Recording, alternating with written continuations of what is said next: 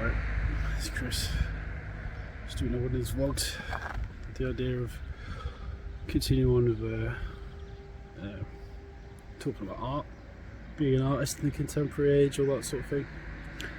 And the thought that came into my head was, art is sometimes seen as a somewhat pretentious pursuit, and I just wanted to explore that whilst I sit on this bench.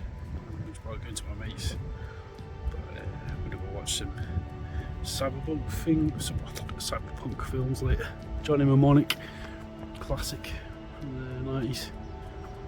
But I thought before that I'd just record a video talking about this word that can be used sometimes to describe people's perceptions of artists. It's pretentious, right? It's something I've been called before, which doesn't particularly bother me because why would it? But pretentious. So the way I interpret that is pretension with the clues in the word, right?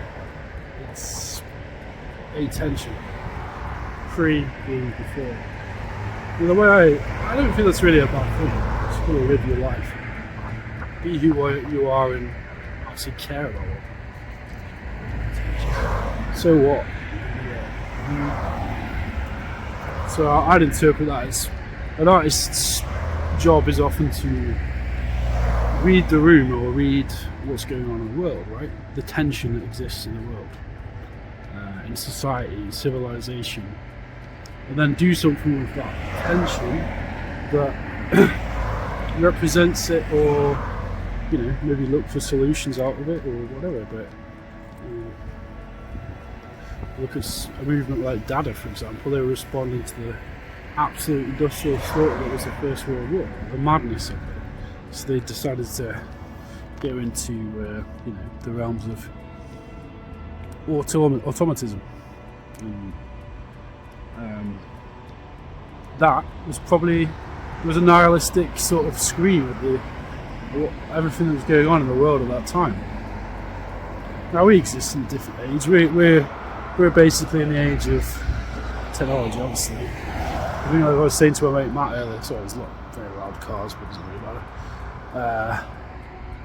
Me and Matt were talking earlier, and we were talking about Guy Debord, who actually is a philosopher I became aware of because of a woman I was I just had a few dates with a while ago.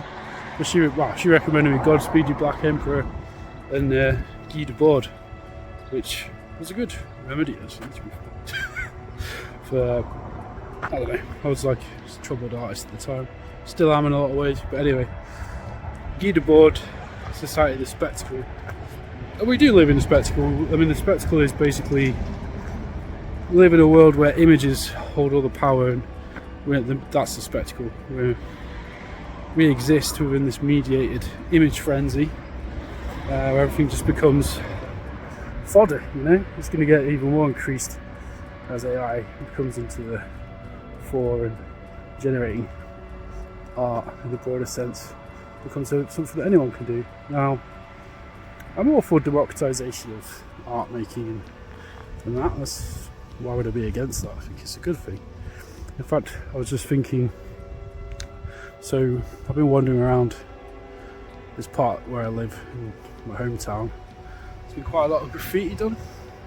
It's quite raw. It's just like someone's just been around graffitiing death and lost. They've done the station, so I go look at it. Why not?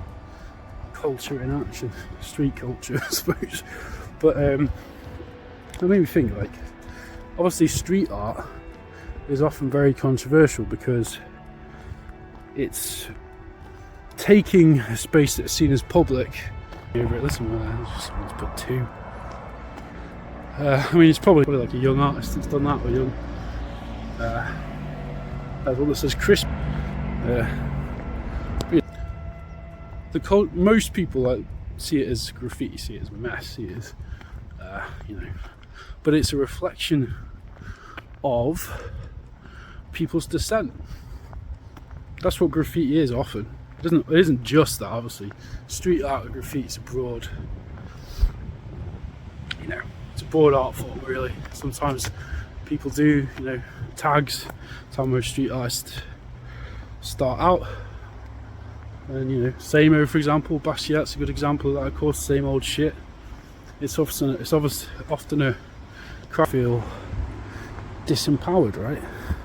So yeah, here we go, we've got a train station here, it was written just death, which is obviously just it's just a howl of despair in it, taking it in a public space. Yeah, here's what it is, right? That's probably one of art's jobs, is to of the world, society, civilization, etc. People get frustrated, people get angry. Art's a good way of positively expressing that, really. I mean, obviously this is just going to be about, I don't know, a month or two, or just get painted over, but for that time it exists. And it's there, and puts it in the forefront of everyone's imagination. Now, you can think it's crap, you can do whatever, but that is still performing a function, I guess, in the world. It's the art of dissent, right? In a lot of ways, this is quite depressing thought, but if you think of someone like Mainlander, who believes that we live in the decaying body of God, the universe is the decaying body of God, we're just sort of units that are walking through that decay, then what then is the job of an artist? That's to record that decay, which is quite a macabre thought, of course, but it is, I think, part of the job of any contemporary artist or artist in general, is to, that doesn't mean that you just like start, I don't know, painting pigs of dead fish, but of course there's a lot of historical precedents for that. You know, Seurat was a painter of meat. Most figurative painters, in one way or the other, are painters of meat. So Bacon's, for example, that Francis Bacon, quite funny, the irony of that, bacon and bacon. But yeah. So obviously flesh always comes into art making, but going back to the art is probably the last refuge always of the rebel, I think, in a lot of respects. Not the last refuge, it's the refuge, not the last refuge. Because, and it's a, you know, it's that it is a powerful expression of dissent in a world which people become dispossessed, people become disenfranchised, people become alienated. And I'm like very anti-censorship, so I believe even if something's very offensive or even shocking or disgusting, then obviously there probably are a few lines that you can draw in the sand, right? I mean, and there's no point, I think, there's very little point of being an artist and just shocking purely for the sake of it. But if you are, and you want to do that, then you've got to do it and take ownership of it, right? I mean, I've done art that's been, in one way or the other, disturbing, surreal. It's more like macabre surrealism I'd describe my work as, which in many ways can be very ugly, precisely because ugliness exists in human beings, and the more aware you are of your own dark side, the more it doesn't control you, I think, which is a Jungian idea, but it's one I definitely hold to. Relating this back to that video I did yesterday,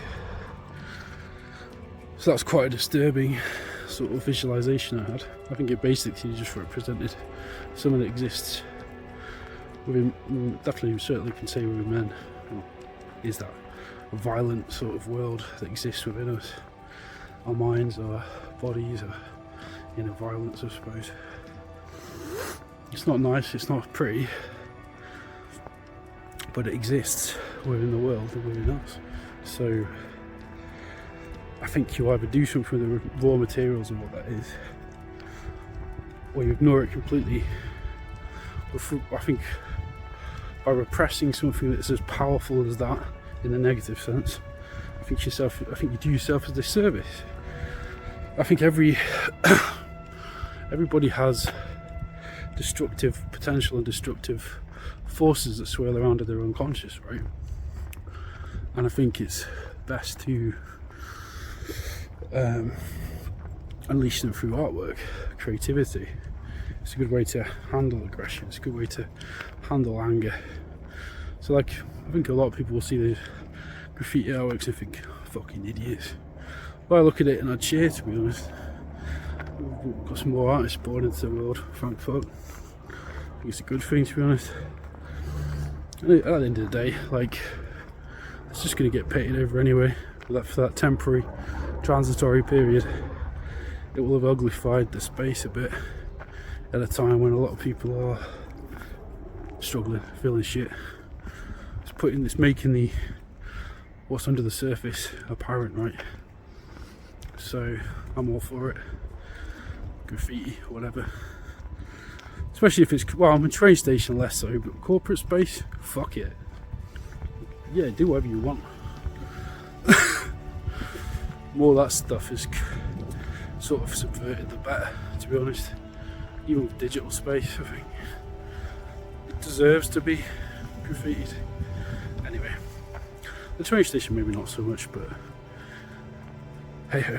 Anyway, I'm gonna leave this vlog here in my camera space in a bit.